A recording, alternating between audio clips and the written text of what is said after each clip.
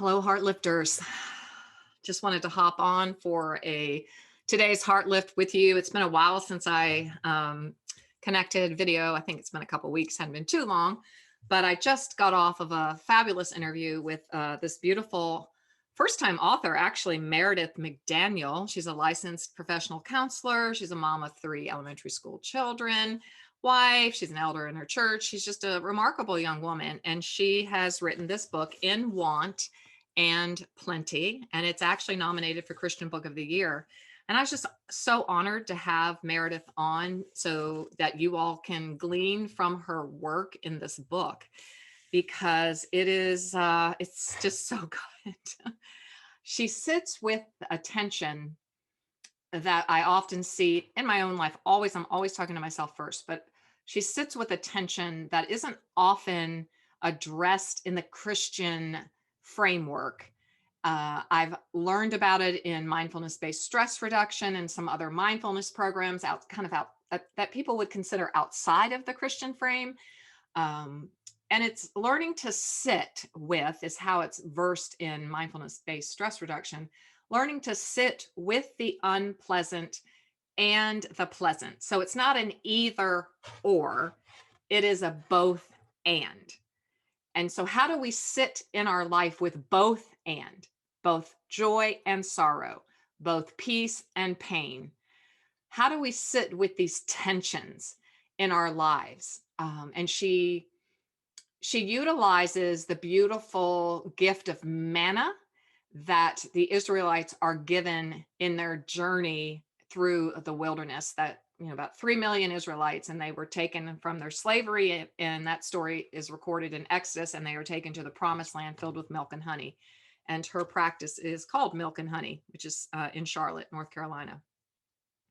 So I just wanted to read a little section from her book today, just to give you a heart lift, because it's so, so good. She says, "A lifelong journey. I want you to know that I'm not just inviting you to look deeper into your story. I will also be delving deeper into my own story through our time together." That's why I love her. She's being vulnerable right along with you, as I am in, this little book over here, my new book, Stronger Every Day. "It is a lifelong journey," she writes. "It is not like we reach some level of self-discovery and then cease the soul searching and chasing after God. The truth is, the more we find out, the more we realize how little we know. We start to see the patterns that persist in our life, and we want to change to become more like Jesus and who he created us to be.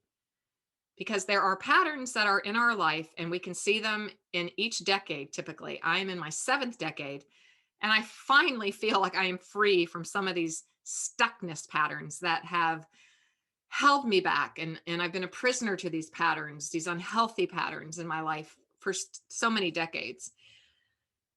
She says, "For the bulk of her life, I believe that to be in God's good graces, we were required as his people to be obedient and to pretend like we had it all together. It never crossed my mind that we are allowed to be sad in the longing, much less to expose our pain, to be vulnerable.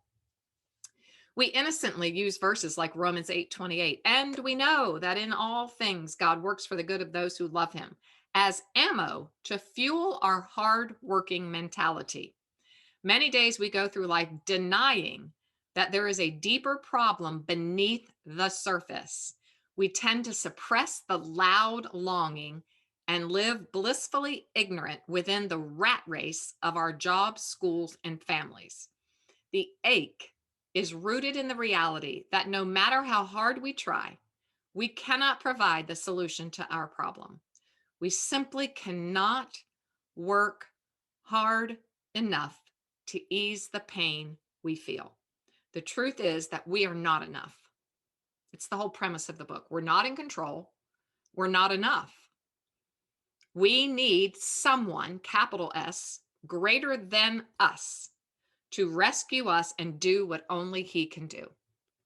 This has really been a theme, really been a theme on the podcast of these past few weeks, months, really. Every person who has breathed in the dense air of this broken world has felt this ache. It is easier to see the pain in others who desire more from this life. But when it comes to looking at our own pain, we tend to distract ourselves and grow numb. It's like an unrelenting toothache that we can only ignore for so long before getting it repaired. I just love this. And it just, our conversation was so rich. I cannot wait. It'll be about 2 weeks before it comes on the podcast. But I just wanted to hop in here today and say hello and offer you the heart lift that you're not alone. You're not alone. You do have this community. Please, if you are on Instagram, DM me with any concerns or prayers. If you're on Facebook, direct message me there. Send me an email. Just let me know what's on your heart. How are you doing? What do you need prayer for? And what would you like to be talking about or hearing more about right now in this season of your life? I am going to be starting the Stronger Everyday online book club, and it's going to be starting in May, which is next week. So I'm finalizing all the plans this week as I decide which platform I want to use. So maybe you could email me that. What platform would you like to, what are you comfortable with? Zoom, if we want to have face to face and chat and talk and have discussion. I can use Facebook Live, but that's only chat. That's not face to face like we would get on Zoom. I could use Instagram Live, but that's also just chatting and me just answering questions. It's not us having a discussion. Really, Zoom is the platform that I like, that I use as an adjunct professor, that I'm most comfortable with, where we can have, up to how many, and we can break into groups. And I've used it for so many teaching moments, and I think it would work great. We used Google Hangouts before when we did this a long time ago, and I just like Zoom better. And I think we all have access to Zoom. And so I'm kind of leaning towards that. So give me your opinion and what time of day. Now, this would be recorded so you could watch it anytime. Would you like it early in the morning? Would you like it midday, like noon, at lunch? Like you could take a lunchtime, or 7 o'clock at night, 4 o'clock p.m. Just give me your opinions. I want to hear them because I want to meet your needs. I want to help and be most efficient in how we do things here in this community. So I need to hear from you. Let me hear from you. Okay. Have a good rest of the week. And remember, God is there for you in your want and in times of plenty. So we can celebrate and we can weep at the same time, too. We're learning to sit with all the tensions of all the emotions. Until next time.